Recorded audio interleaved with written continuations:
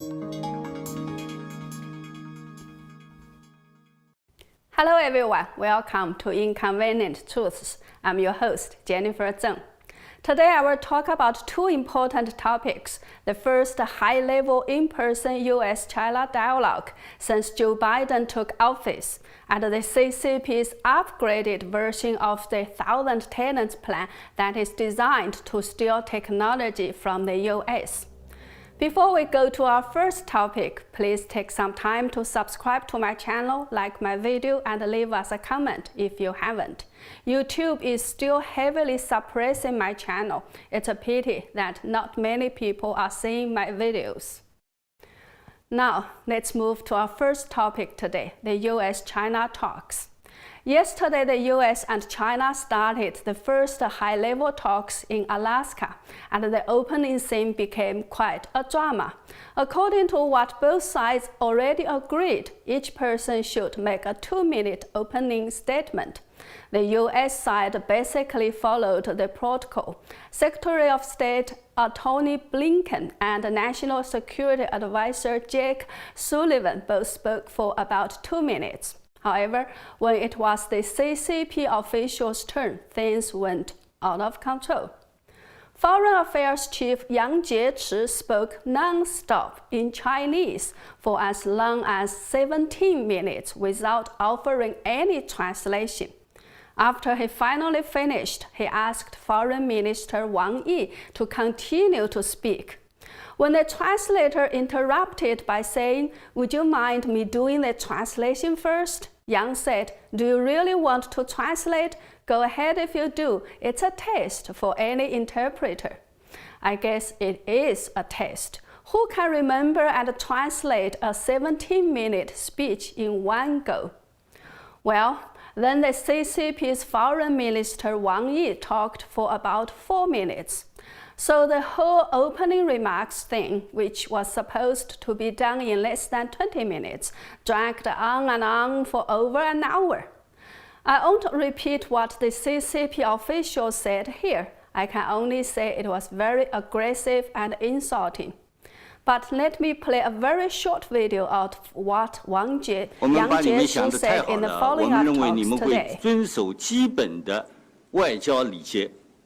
Well, I think we thought too well of the United States. We thought that the U.S. side will follow the necessary diplomatic protocols. So for China, it was necessary that we make our position clear. 我现在讲一句，你们没有资格在中国的面前说你们从实力的地位出发同中国谈话。 So let me say here that in front of the Chinese side, the United States does not have the qualification to say that it wants to speak to China from a position of strength. Well, the video was cut off too quickly. The last sentence should be, "So let me stay here. In front of the Chinese side, the United States does not have the qualification to say that you want to speak to China from a position of strength." Did you hear that?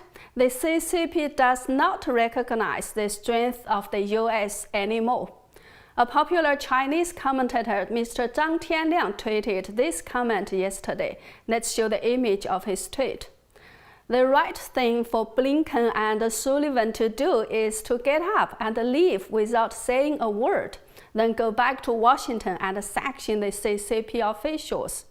Golden Chang, author of The Coming Collapse of China, said in his tweet, let's see the image of his tweet. In the past, China's diplomats were calling, pretending to be friendly and responsible. Now, however, they are arrogant beyond belief. Yang Jiechi in Alaska just dropped the mask to show Beijing's true ugly face. As a matter of fact, these long lectures, no matter how ugly they are just still empty words. Apart from these empty words, the CCP has also taken concrete actions. According to Washington Post, let's show the screenshot of Washington Post report. 9 students, including 6 Americans who attend New York University in Shanghai, were detained by Chinese police in 2 separate incidents on the same night last week. 2 of the U.S. students were apprehended at a bar. One of them, a young man, was kicked in the head by authorities, and the other, a woman, sustained bruisings as police in plainclothes attempted to apprehend her. 7 students in a separate group, which included citizens of the United States, were taken into custody from a house where they gathered for a birthday party. Out of the 6 arrested Americans, 2 have parents who work for the U.S. Defense Department. Also, on the same day when the U.S.-China talks began, that was yesterday, the CCP started the trial of 2 Canadians who had been in prison for more than 2 years.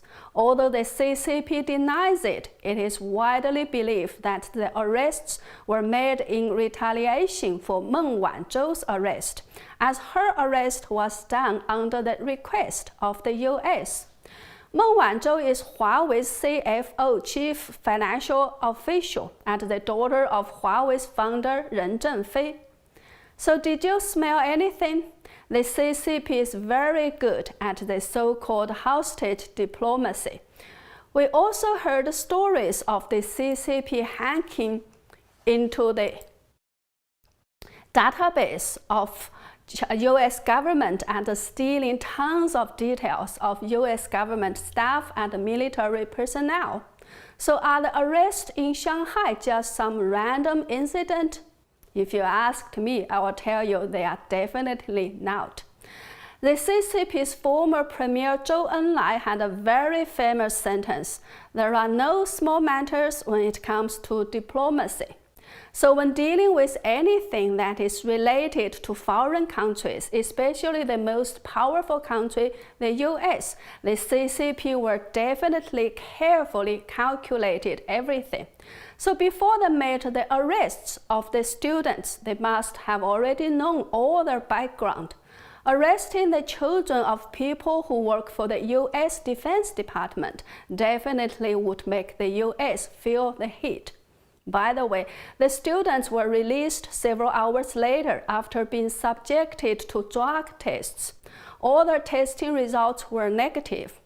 So I guess it was hard for the CCP to come up with any excuses for the arrests. Before they arrested them, they might believe that those students were on drugs. Selling and using drugs in China are both criminal offenses. So if they were on drugs, the CCP would find some excuses to detain them longer. Well, why are all these things happening? Xi Jinping made some very famous statements recently. He said that, quote, "The strong West and the weak East had become the past, and the new reality of the world is that the East is rising and the West is falling," unquote. Or we can also translate his speech as rising East and the falling West. I think after 1 year of the CCP virus pandemic, Xi Jinping and the CCP are really feeling very good about themselves to see how the rest of the world is struggling with human life and economic losses. So that's why Xi Jinping claimed that both time and momentum are on our side. And that's why the CCP diplomats dared to insult their US counterparts in this US-China dialogue. Gordon Chang posted another tweet this morning. Let's show his tweet. He said that it was a warning. China's regime sent its emissaries to Alaska for the express purpose of insulting the US. Communist China's next move may not be so symbolic. I kind of agree with him. We need at least watch out for what could be happening. Now, let's move to our second topic today, the CCP's upgraded version of the 1,000 tenants plan. Making a greater effort to attract overseas top talents was listed as a priority in China's 14th five-year plan that was just passed in the recent National People's Congress in Beijing.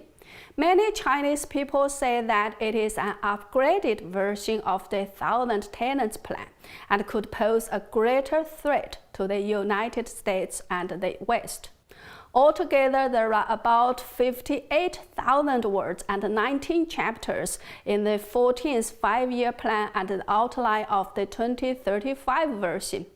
Out of the 19 chapters, Chapter 2 is especially dedicated to innovation-driven development and establishing comprehensive new advantages in development. Given that Chapter 1 is about the overall guidelines and goals of the entire plan, the fact that the innovation-driven development is outlined in Chapter 2 indicates that this is the most important goal to achieve in this whole plan. The plan lists the following sectors as the key areas to focus on: quantum information, internet communication, artificial intelligence, biomedicine, modern energy system, integrated circuit, life and health, brain science, biobreeding, aerospace technology, deep sea, deep earth, and polar exploration, etc. And the methods to achieve the goal include strengthening national security, science and technology force, enhancing the technological innovation capacity of enterprises, improving the institutional mechanism of science and technology innovation, and stimulating the innovative vitality of talents. According to the plan, more investment will be poured into basic research. Talents will be heavily rewarded. To create and train a high-level talent troop, and to provide an internationally competitive and attractive environment for overseas scientists to work in China, the plan requires to have a more open talent policy be implemented, a scientific research and innovation highland be constructed to attract and gather outstanding talents from home and abroad. Policies that can enable high-end foreign talents and professionals to stay and work in China, as well as a permanent residency system for foreigners, should be perfected. In the meantime, the establishment of a skilled migration system should be explored.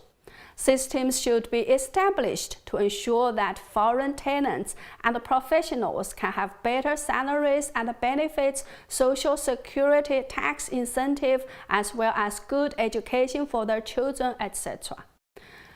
The plan says in order to actively promote open cooperation in science and technology, a more open and inclusive, mutual beneficial and shared international science and technology cooperation strategy should be implemented. China should also take the lead in designing and initiating international scientific programs and projects, allow the science funds to play a unique role, increase the opening of national science and technology programs to the outside world, launch a number of major scientific and technological cooperation projects, study the establishment of global scientific research funds, and implement scientist exchange programs.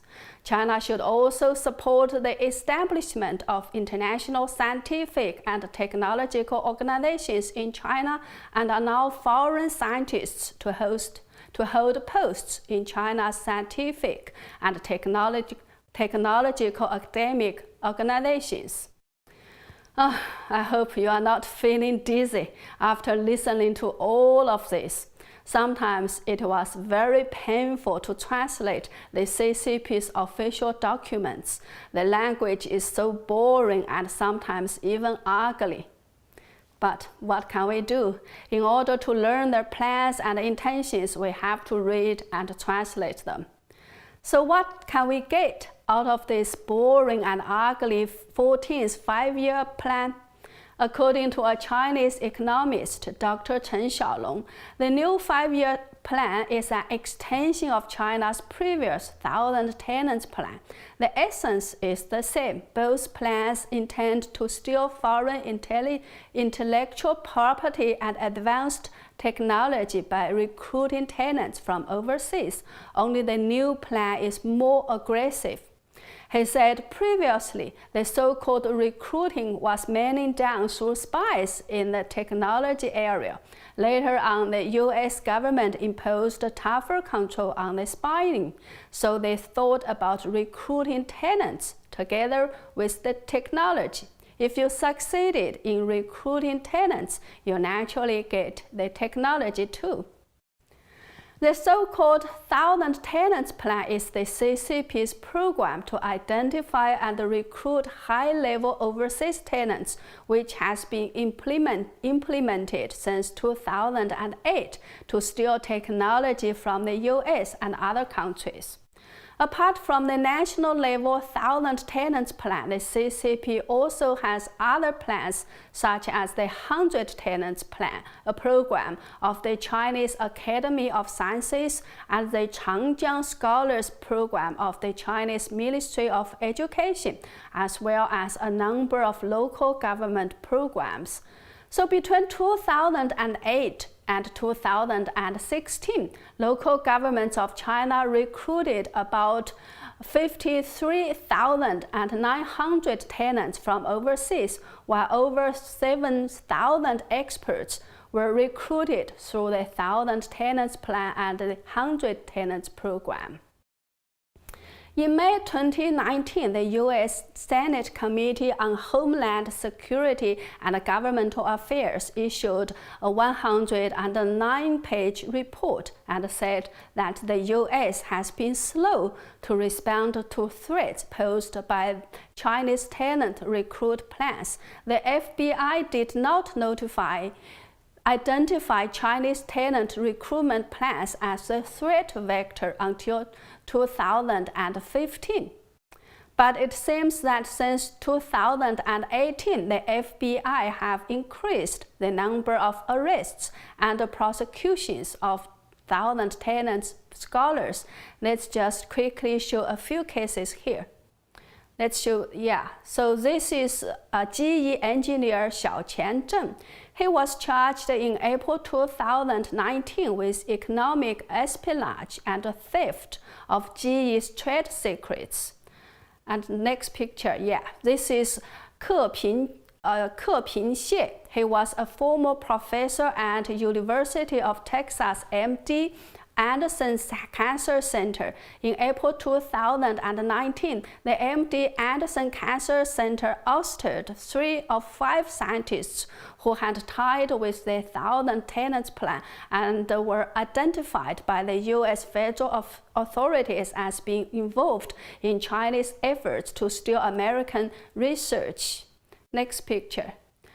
So this is Yuheng Zhang. He was a former professor at Virginia Tech. In September 2019, he was found guilty of conspiracy to defraud. He used $1.1 million in research funding he applied in the U.S. for research projects in China.